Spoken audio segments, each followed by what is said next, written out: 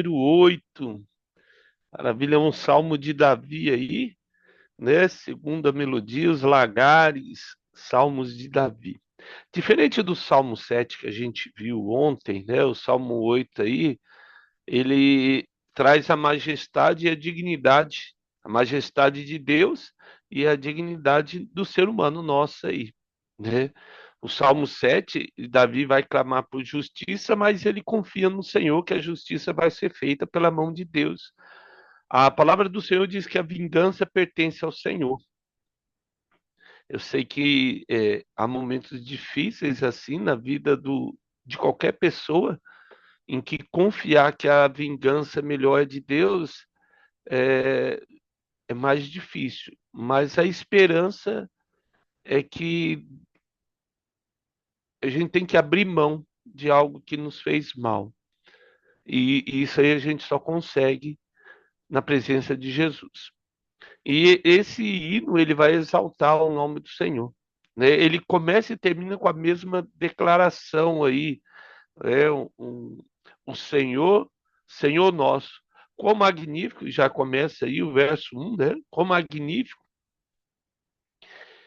em toda a terra é o teu nome, né? E aqui, e é bem legal em toda a terra aí, Arash, ele começa lá, né?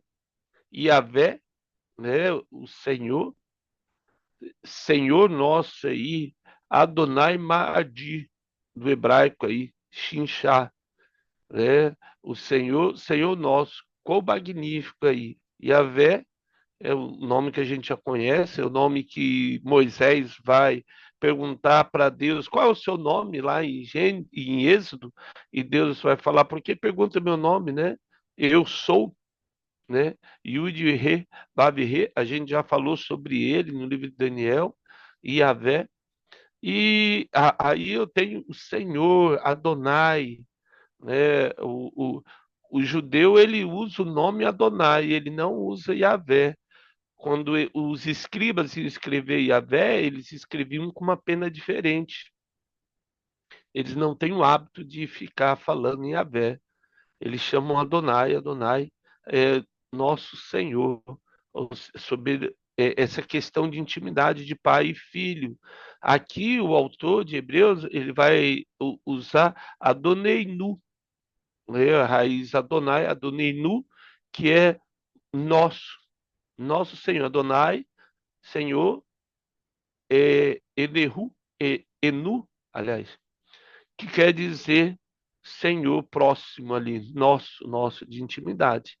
E aí, majestoso é o nome magnífico, né? Adir, do hebraico poderoso e excelente. Né? Então, Davi começa exaltando o nome do Senhor, representa aí essa essência, né? Do caráter aí de Davi, que ele reconhece sempre que tudo vem da mão do Senhor. É bem legal esse salmo porque ele traz isso, né? Ainda aí quando ele chega no verso 2, né, ele fala lá, ó, da boca de pequeninos e crianças de peito suscitaste força e por causa dos seus adversários, para fazeres emudecer o inimigo e o vingador. É bem legal essa parte, porque Jesus vai citar isso nos evangelhos, das crianças que saem pequenino louvor. Criança de peito, ela não tem, como é que vai falar? Ela não tem como se defender. Uma criança, imagine um bebê no colo. Você pode fazer o que você quiser com ela, no sentido de ou algo bom ou algo ruim. Ela não tem como se defender se ela, né, infelizmente aí um pai ou uma pessoa maldosa aí, ela não tem como se defender. Mas Deus, ele fala aqui, ó, é dos pequeninos e a criança de peito que Deus tem levantado força por causa dos adversários dela, para fazer emudecer o inimigo e o vingador, né? Então ele aí a força o poder e a firmeza de Deus, né? Deus manifesta aí esse poder sobre quem é mais frágil, quem é. Deus tem esse cuidado, assim como ele tem cuidado da mulher também. Se a gente pensar na época de Jesus, Deus abominava a religiosidade judaica, porque era comum entre os fariseus e saduceus, até os herodianos nem tanto, mas os fariseus em especial, e o ramo do sacerdócio, eles oravam, né, dizendo assim: dou graças a Deus porque eu não nasci nem leproso, nem cachorro e nem mulher. Então, o nível do desprezo pela a humanidade da mulher era algo fora do comum para quem deveria ensinar da graça de Jesus. Eles não davam valor. Se a gente pensar até o Brasil, a mulher só vai poder votar na época de Getúlio Vargas, na década de 40. E criança só foi. O ECA foi da década de 90. Assim, se a gente pensar. E hoje, o que eu vejo? Lutou-se tanto quanto o bullying, e parece que agora o preconceito, o bullying, essa questão do ser humano com relação à empatia do próximo, parece estar se perdendo novamente, e a gente vê esse descaso. E aí o cristão tem que levantar essa bandeira de graça, de amor pelas minorias, pelas pessoas. Não é levantar uma bandeira e militar por uma minoria, mas pela dignidade da herança de Deus, porque é obra-prima do Senhor. Uma pessoa, não importando o gênero, a raça, a cor, não importando a religião, todos precisam do amor de Jesus.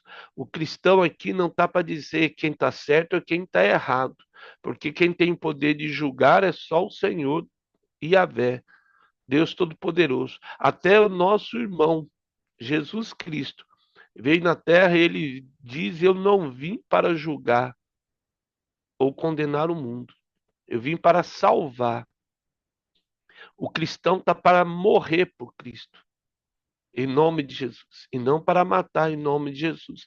Então, esse cuidado de Deus eu acho tão tremendo quando a gente pega aqui. Vamos lá para Mateus 21, verso 16, olhando aqui na Bíblia.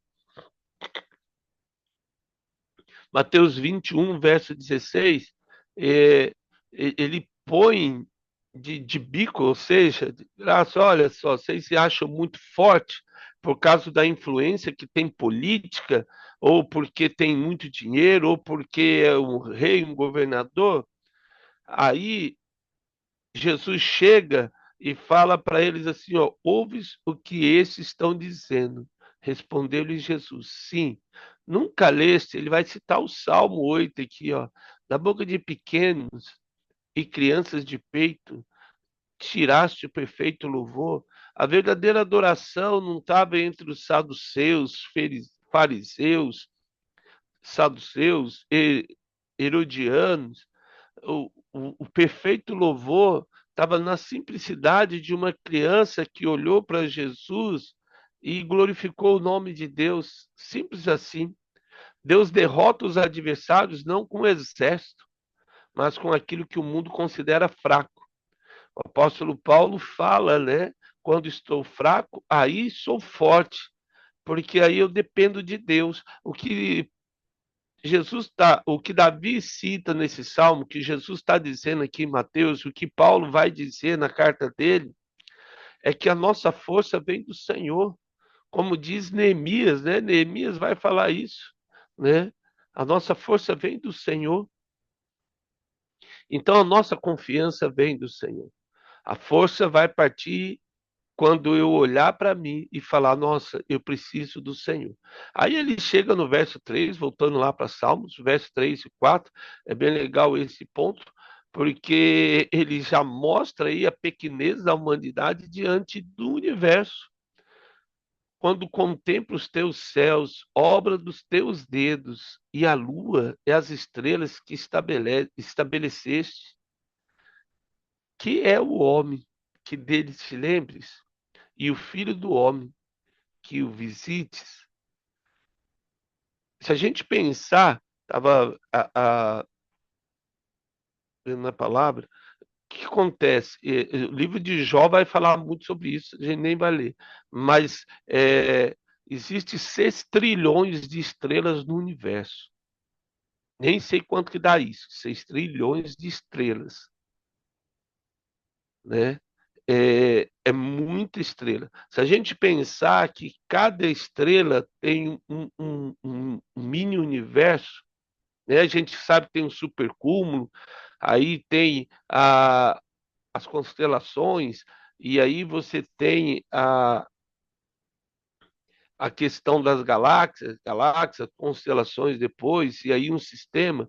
Se o nosso sistema solar, que tem uma estrela de quinta grandeza, tem aí 8, 9 planetas, toda hora fica aí essa mudança, né? Não faz diferença, mas imagine, com certeza existe algo tremendo. A gente viu no estudo de Apocalipse que depois que aqueles que vencerem, e o nosso galardão vai ser governar o universo, assim como foi desde o princípio.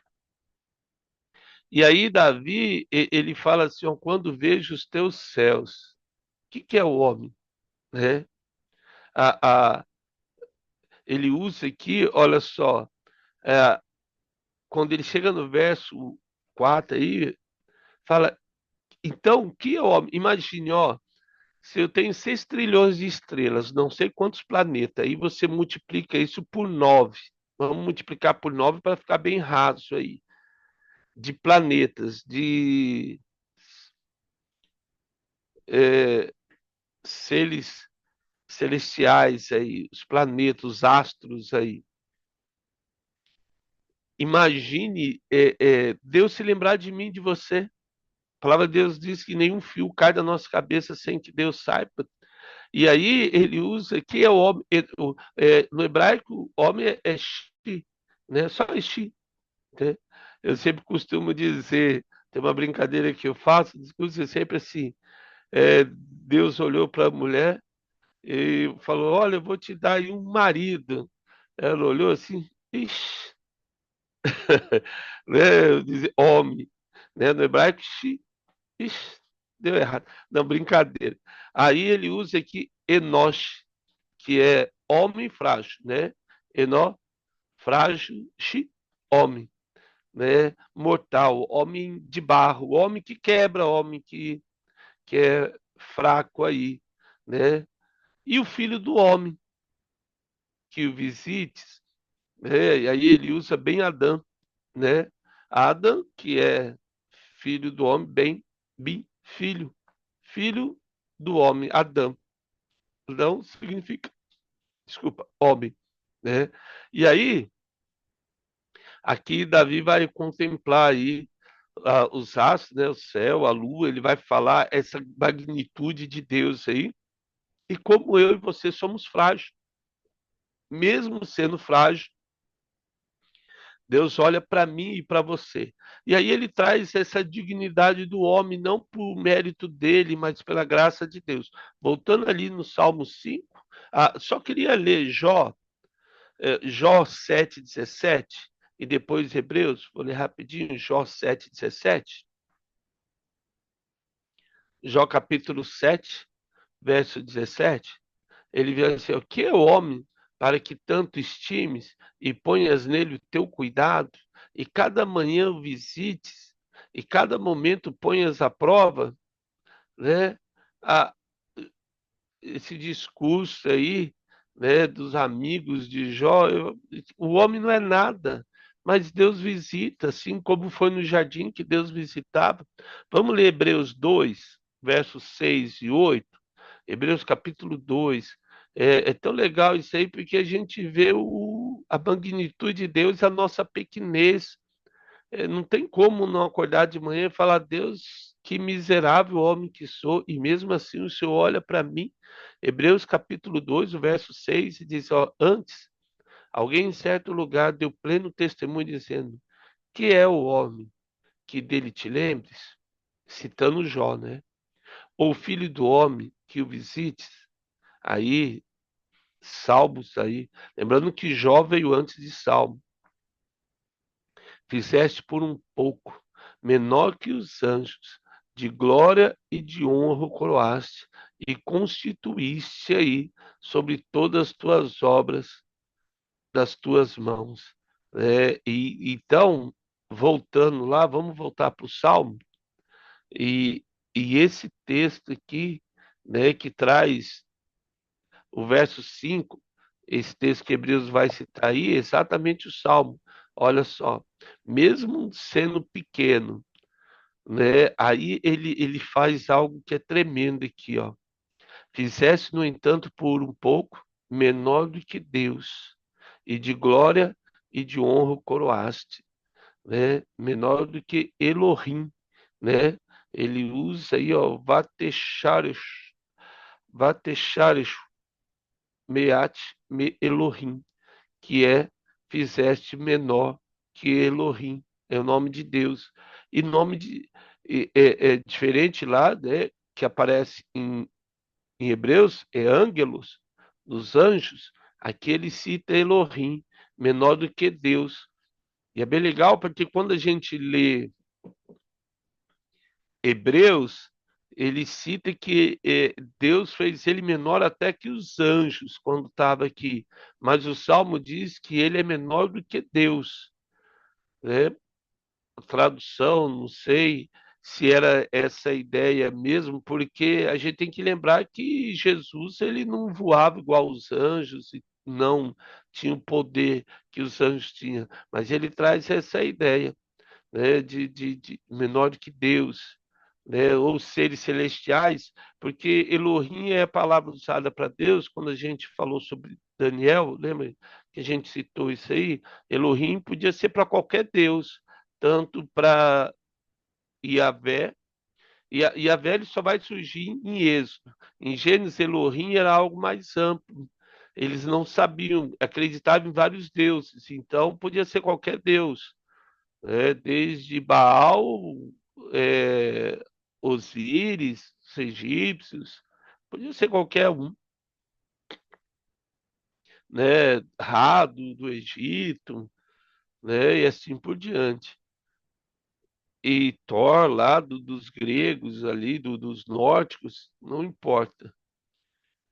Então, assim, que a gente, ele traz essa questão, né, da grandeza de Deus e ele, ó, é, fizeste, no entanto, um pouco menor do que Deus e de glória e de honra o coroaste.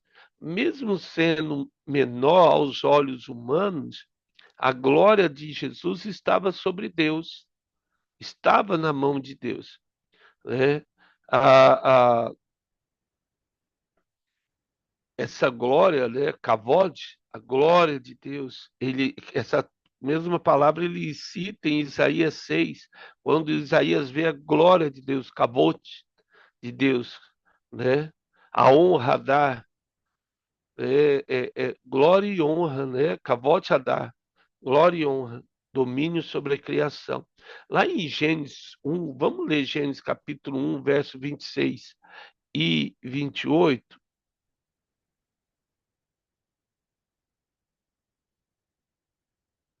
né? Gênesis 1, 26 e 28, olha só. Também disse Deus: façamos o homem a nossa imagem, conforme a nossa semelhança. A imagem de Deus os criou. Tenha domínio sobre os peixes do mar, sobre as aves do céu, sobre os animais domésticos, sobre toda a terra, sobre todos os répteis que rastejam pela terra. Criou Deus, pois, o homem à sua imagem. A imagem de Deus o criou. Homem e mulher os criou. Os dois juntos aí.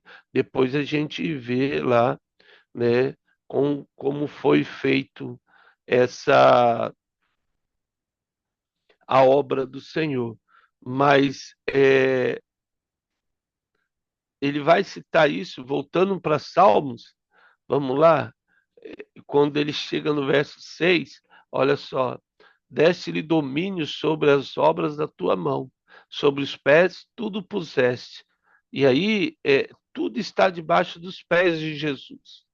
Eu creio que quando o apóstolo Paulo fala, né, que todo nome se dobre diante nas cartas, né, diante do nome do Senhor Jesus. E então, assim, toda enfermidade, quando vem, nós temos autoridade de declarar: olha, se tem nome, você tem que orar para esse nome se dobrar diante do nome de Jesus. Então, às vezes, semana que eu estava conversando com o Gustavo, fazendo exame, aí deu positivo para Covid. Aí eu falei: bom, agora se tem nome, é fácil eu repreender essa enfermidade. Não sabia o nome, mas agora tem nome, ela tem que se dobrar de nome diante do nome do Senhor Jesus. 1 Coríntios 15, 27, vamos lá? 1 Coríntios 15, verso 27, 1 Coríntios 15, 27. É, tudo está debaixo da autoridade de Jesus. Essa autoridade nos foi entregue lá no Jardim do Éden e infelizmente nós entregamos, a gente já viu lá em Mateus, quando o homem entrega para Satanás, né, na tentação de Jesus, Mateus capítulo 4, Lucas capítulo 4 também. Aí, da tentação de Jesus, só para confirmar aqui, da tentação, porque, e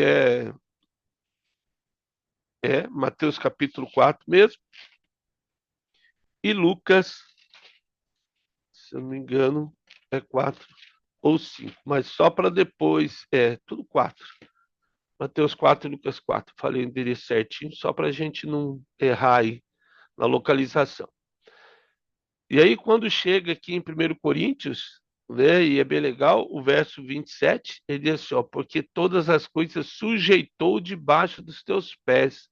E quando diz todas as coisas, né, lhe estão sujeitas, certamente exclui aquele que tudo lhe subordinou. Ou seja, todas as coisas menos Deus, né? Porque Deus é maior do que ele. É isso que Paulo está dizendo. Ele exclui aquele que o subordinou, ou seja, Jesus subordinado de Deus. Então, todo o resto está debaixo dos pés de Jesus. Todo o resto, todo o universo, toda a criação, todos os anjos, querubins, serafins, não importa. É, tudo está debaixo dos pés do Senhor. Então, assim, se tudo está debaixo dos pés do Senhor, e se tem nome, está debaixo dos pés de Jesus. Não importa quem e nem o que, está debaixo dos pés do Senhor Jesus. E voltando ao verso 7 e 8 aí de Salmos,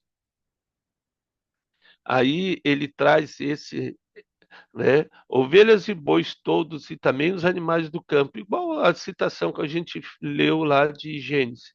As aves do céu, os peixes do mar, tudo que percorre as sendas dos mares, tudo está debaixo.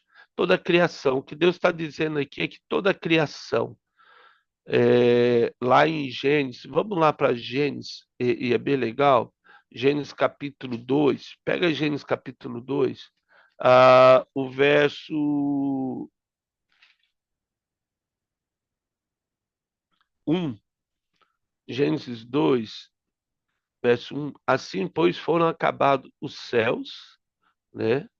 Hashem, e a terra Araste, né? Do hebraico, e todo o seu exército, pois foram acabados os céus, a terra e o seu exército. Ou seja, toda a criação do universo, toda a criação da terra e todo o exército de Deus, de serafins a anjos, tudo está debaixo dos pés do Senhor Jesus. Voltando lá para Salmos 8, o verso 9, e aí, né, a, a, a, o que é legal, tanto em Hebreus que a gente leu e aqui em Salmos? O que Davi está dizendo é que existe um homem ideal. Qual que é o homem ideal? O homem que aprendeu a depender de Deus. É o segundo Adão, né? Deus quer dizer, ó, estou restaurando em Cristo o que lhe foi roubado no Jardim do Éden. O que nós perdemos no Jardim do Éden, nós estamos sendo como é que seria a palavra aqui? Né? Não é restituído, é a palavra. Que nós perdemos no Jardim do Éden, nós estamos sendo restituídos pelo poder da cruz de Cristo, né? Então Deus trouxe a dignidade humana novamente. É isso que e a gente tem que lutar por essa dignidade humana. E agora é um momento muito delicado, porque se aproxima a volta de Jesus, o amor tem se esfriado e a ciência tem se multiplicado, como diz 1 Coríntios 13, e a fé, né? Timóteo vai dizer isso lá, né? Capítulo 3. Muitos estão abandonando a fé, apostatando da fé, né? E esse é o cumprimento, né? Então a gente vê exatamente que agora chega no verso 9 o louvor final, né? Então Davi vai exaltar a glória de Deus, a majestade no verso 1, vai trazer a fraqueza do ser humano no verso 2, da terra, da criação, que ela está debaixo dos pés do Senhor, e essa pequenez da humanidade diante do universo, verso 3 e 4. E aí no 5 e 8 a gente viu que a exaltação de Deus, da raça humana sobre a criação, que era de direito nosso, e aí depois a gente tem o louvor final aí, né? O verso 9. Senhor, né? E aí, novamente aí, o que nós lemos lá, né? No verso 1, quando ele coloca essa questão de Deus, que ele começou e ele termina com o mesmo verso, né? Ele traz aí essa Iavé, né? Adoneium Ma'adi Sincha, né?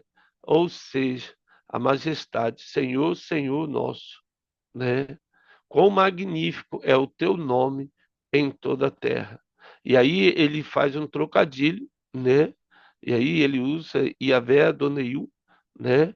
Senhor, Senhor nosso, quão magnífico, Adir, né?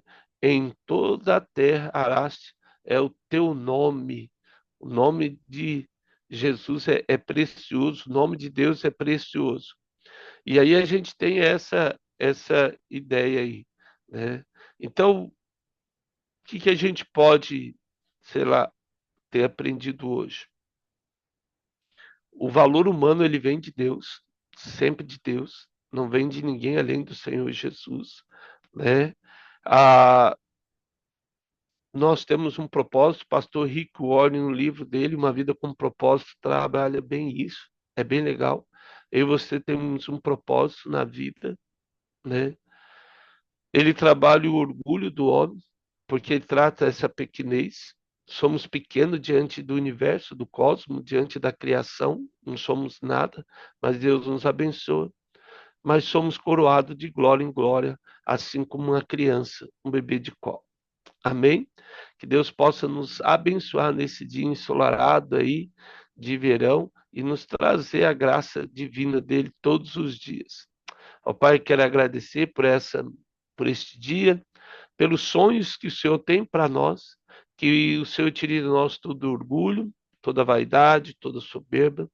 Nos perdoe, ó Deus, se não temos testemunhado da verdade do Evangelho, se não temos levado o amor e a graça à vida das pessoas, se não temos levado o consolo de Jesus àqueles que sofrem, se não temos levado a cura, a autoridade de Jesus sobre toda enfermidade, sobre aqueles que perecem enfermos.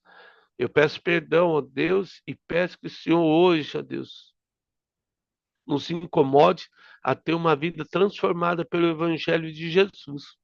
E assim como diz o Salmo 8, né? Que o Senhor venha sobre nós de uma maneira poderosa, Senhor, e faça resplandecer sobre nós o seu rosto. Ilumina a nossa vida, para que possamos iluminar e ser luz e sal nessa terra, nesse dia. Nos permita hoje levar o evangelho da graça a todos que estiverem próximos e perto de nós, no nome de Jesus. Amém. Amados, que honra ter vocês aqui nessa manhã, nesse dia. Que Deus nos abençoe em nome de Jesus.